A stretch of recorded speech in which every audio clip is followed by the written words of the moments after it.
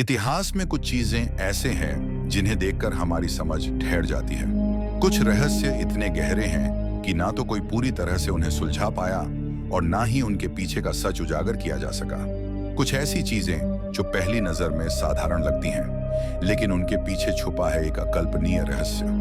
कुछ तो इंसानों की बुद्धिमत्ता को चुनौती देते हैं और विज्ञान को शर्मिंदा कर देते हैं, और कुछ ऐसे कि उन्हें देखकर लगता है मानो देवता या एलियंस भी इसमें शामिल थे।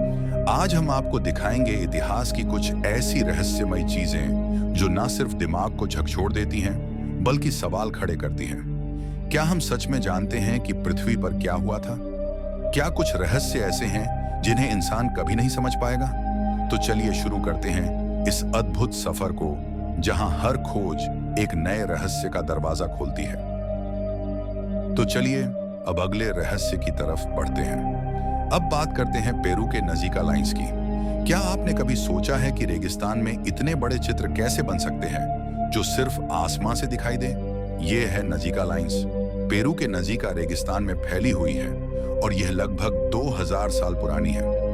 ये लाइंस विशाल जानवरों, पेड़ों और ज्योमेट्रिक शेप्स की आकृतियां हैं जो सैकड़ों मीटर लंबी हैं। उदाहरण के लिए एक बंदर की आकृति जो 93 मीटर लंबी है और एक चिड़िया की जो 300 मीटर तक फैली है। लेकिन सबसे सवाल यह है कि इन्हें बनाया किसने और क्यों?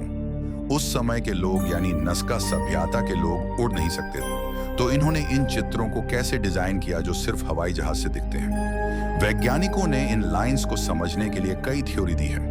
एक थ्योरी कहती है कि यह एस्ट्रोनॉमिकल कैलेंडर है, मतलब यह लाइंस सूरज, चांद और तारों की पोजीशन को ट्रैक करने के लिए बनाई गई। जैसे कुछ लाइंस सोलस्टाइस सूरज की सबसे ऊंची या नीची की तरफ पॉइंट करती है। दूसरी थ्योरी है कि यह पानी के सोतों से जुड़ी है।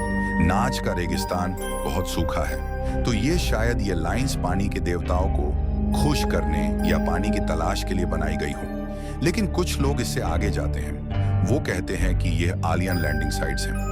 क्यों? क्योंकि 1960 के दशक में एरिक वन डेनिकाम नाम के एक लेखक ने किताब लिखी चैरियट्स ऑफ द गॉड्स, जिसमें इन्होंने कहा कि प्राचीन सभ्यताओं को एलियंस ने मदद की और नाज का लाइंस को देखकर लगता है जैसे कोई स्पेसशिप को लिए रणवो हो। अब आसान भाषा में समझिए। कल्पना कीजिए आप रेगिस्तान में हैं, गर्म रेत पर चल रहे हैं और अचानक आप देखते हैं कि जमीन पर लाइंस बनी है जो इतनी सीधी हैं कि लगता है लेजर से बनाई गई। इन्हें बनाने के लिए लोग रेत को हटाते थे और नीचे की काली मिट्टी उजागर होती थी जो कंटेस्ट क्रिएट करती है। लेकिन इतनी परफेक्शन कैसे? आज भी ड्रोन से इनकी तस्वीरें ली जाती हैं और वैज्ञानिक स्टडी करते हैं। अगर आप गूगल पर देखें तो खुद महसूस करेंगे ये कितने एहूभूत हैं। ये रहस्य हमें बताता है कि हमारे पूर्वज कितने स्मार्ट थे और शायद हम अभी भी उनके ज्ञान को पूरी तरह समझ नहीं पाए हैं। क्या यह एलियंस का संदेश है या सिर्फ कला? सोचिए। Number 2, the Paris catacombs museum. जमीन के नीचे बसा हुआ शहर जहां 6 मिलियन लोग आज भी सो रहे हैं। पेरिस को लोग रोमांस, आर्ट, फैशन और आईफल टावर के नाम से जानते हैं। लेकिन इसी शहर के नीचे एक ऐसी दुनिया छुपी है जिसे देखकर लगता है जैसे किसी हॉरर फैंटेसी मूवी का सेट हो।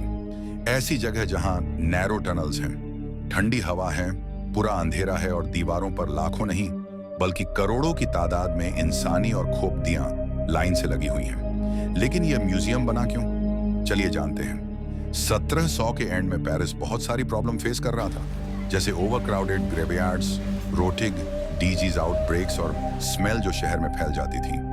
अथॉरिटीज ने डिसाइड किया कि बॉडीज को जमीन के नीचे पुराने माइनिंग टनल्स में शिफ्ट किया जाए। एक के बाद एक सिमोटी एमडी होती गई और टनल के नैरो पैसेज, खुबड़ियां और हड्डियां एकदम सिमेंटिक डिजाइनों में स्टक कर दी गई।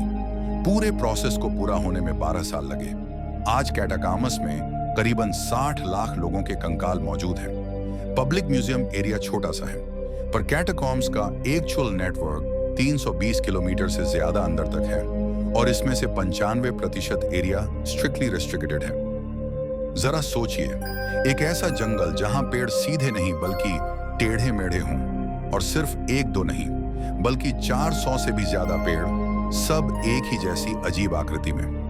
दोस्तों, आज हम बात करने वाले हैं डार्क फॉरेस्ट के बारे में। यह रहस्यमयी जंगल पोलैंड के एक छोटे से शहर ग्राइफिनो के पास स्थित है।